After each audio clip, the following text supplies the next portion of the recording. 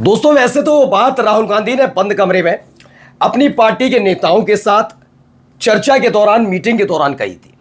बस ये बात कि जिस तरह के हालात बने हैं, जनता नाराज चल रही है, उसकी वजह से 1 साल के भीतर ये वाली मोदी सरकार गिर जाएगी। और उसके बाद कई तरह की तब्दीलियां भी होती हुई नजर आई हैं। जैसे कि आपने देखा, टीडीपी नाराज चल रही थी क्योंकि महंगाई के मुद्दे पर, और महंगाई के साथ साथ जिस तरह से देश में तमाम तरह के मुद्दे अलग अलग देश स्वीकार कर रहे थे कि ईरान इजराइल अमेरिका युद्ध की वजह से उनके देश को घाटा हो रहा है, नुकसान हो रहा है, महंगी हो रही है चीज़ें, लेकिन हमारे देश में चुनाव की वजह से वो बात नहीं मानी गई थी। अब इन तमाम चीज़ों के बीच हमारी देश की सरकार ने वो नहीं माना था। इसे लेकर भी युवा बहुत ज़्यादा गुस्से में है। युवा क्या, इस देश का ज़्यादातर नागरिक, सब नहीं ज़्यादातर नागरिक, तो इसको उन्होंने आधार बनाया था। लेकिन टीडीपी इस पर उखड़ गई थी। हमने वो खबर आपको दिखाई थी, टीडीपी उखड़ी हुई है। और यही वजह है कि अब नीतीश कुमार पर प्यार उठाया जा रहा है कि अगर 16 सांसद टीडीपी के चले गए तो 12 सांसद नीतीश के रहने बहुत जरूरी हैं। 16 और 12 गए तो अल्पमत में आ जाएगी सरकार। राहुल गांधी ने बंद कमरे में जो बात कही वो सच साबित भी हो जाएगी। इससे बचने की लगातार कोशिश हो रही है, लेकिन क्या ये कोशिश कामयाब हो पा रही है? ये बात मैं इसलिए कह रहा हूं क्योंकि अब राहुल गांधी ने जो कहा उसका असर, बड़ा असर देखने को मिल रहा है। इसकी तैयारी इस महीने नहीं हो रही है। जून की शुरुआत में एक बड़ी बैठक होने जा रही है और इस बैठक में काफी कुछ तब्दीलियां होती हुई नजर आएंगी।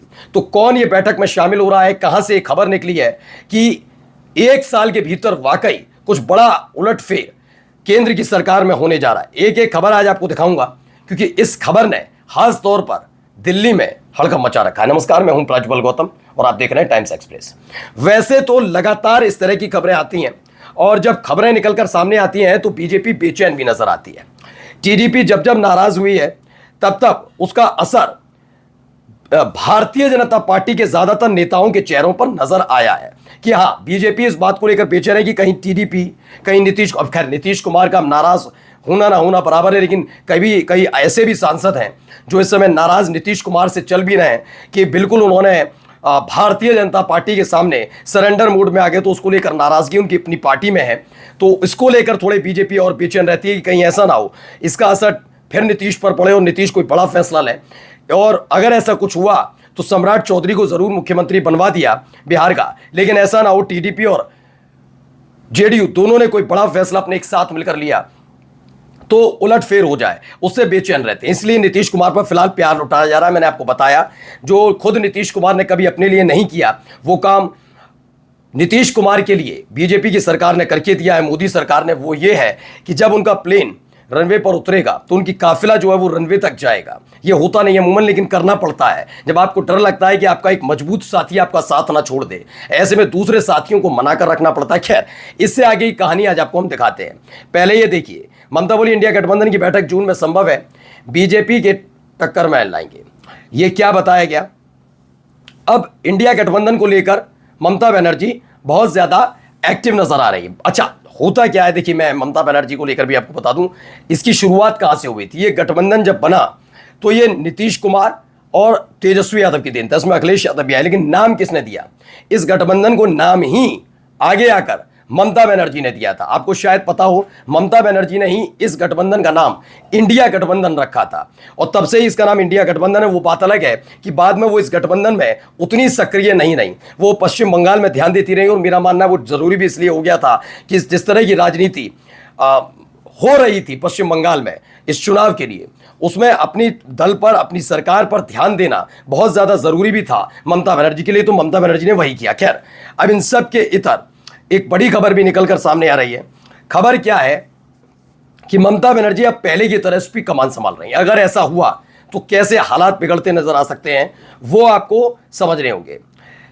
दरअसल इसमें जो खबर लिखी है वो समझिए, ये देखिए, इसमें लिखा है बंगाल चुनाव नतीजों के बाद अब उन्होंने विपक्षी इंडिया गठबंधन की बैठक जल्द होने का संकेत दिया। तृणमूल कांग्रेस प्रमुख ममता बनर्जी ने रविवार को कहा कि इंडिया ब्लॉक की बैठक जून के पहले सप्ताह में होगी, ऐसा उनका दावा है। ठीक है ना?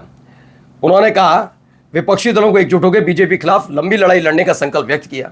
हम लड़ने के लिए पूरी तरह तैयार है और अंत तक हार नहीं मानेंगे, ऐसा ममता बनर्जी ने कहा है। लेकिन ममता बनर्जी को लेकर क्यों ज्यादा आश्वस्त नजर आता है विपक्षी मोर्चा, वो भी बताते, क्योंकि ममता बनर्जी जनता की सिर्फ आवाज तक सीमित नहीं रहती, जैसा कि अमूमन देखने को मिला है।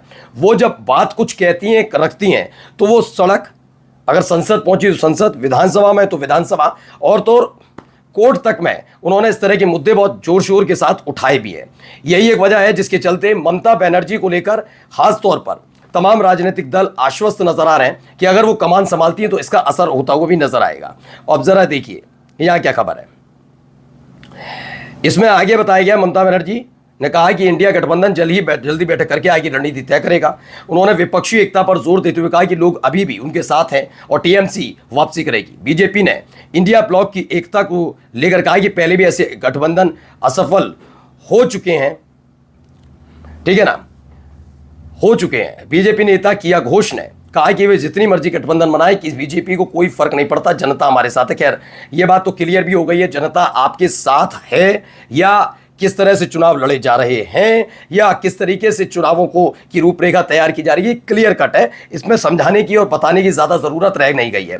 खैर इन सब के इतर एक और खबर है कि क्या है, ममता बनर्जी अगर ये सब करती हैं, ममता चाहती हैं जून में बैठक करें इंडिया गठबंधन, इसे कितने दलों का समर्थन, इसमें भी एक कहानी निकलकर सामने आई।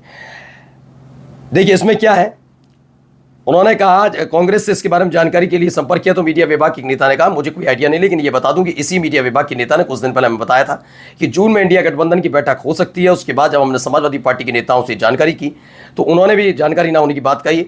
हाँ, यदि ममता बनर्जी तृणमूल कांग्रेस की किसी नेता ने अखिलेश जी को सीधे संपर्क किया हो तो हम नहीं बता सकते। जून में इंडिया गठबंधन की बैठक होने वाली है, इस पर समाजवादी पार्टी में भी किसी को ज्यादा नहीं पता, लेकिन चूंकि नेता अपने कद के लोगों से बात करते हैं, कोई आम कार्यकर्ता के साथ बैठकर इस पर बातचीत नहीं होती कि क्या ये बैठक करनी है, कहां बैठक करनी है, इस पर बात नहीं होती, तो ये उनको कैसे पता होगा। लेकिन फिलहाल इसने बेचैनी भी बढ़ा रखी है, क्योंकि अगर आप आंकड़े के हिसाब से देखें और भारतीय जनता पार्टी का मौजूदा स्ट्रेंथ देखें तो दोनों में जमीन आसमान का अंतर नजर आता है।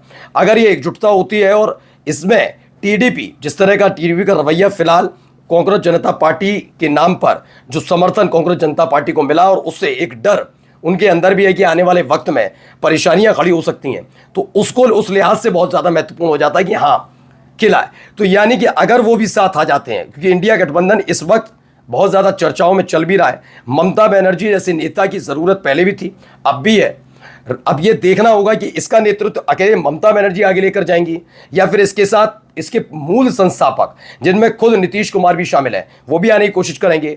टीडीपी के साथ चूंकि अखिलेश यादव के संबंध बहुत अच्छे बताए जाते हैं चंद्रबाबू नायडू के, तो क्या उनकी मौजूदगी भी होने वाली है, वो भी इसमें शामिल होने जा रहे हैं। बहुत सारी चीजें घटनाक्रम घट रहे हैं, लेकिन हर एक घटनाक्रम ने सबसे ज्यादा बेचैन अगर किसी को किया है तो वो भारतीय जनता पार्टी है। वो समझ नहीं पा रही कि इस पूरे मामले से उभरा कैसे जाए, निकला कैसे जाए, कैसे इंडिया गठबंधन की इस बढ़ती हुई ताकत या एकजुटता को खत्म किया जाए। नमस्कार।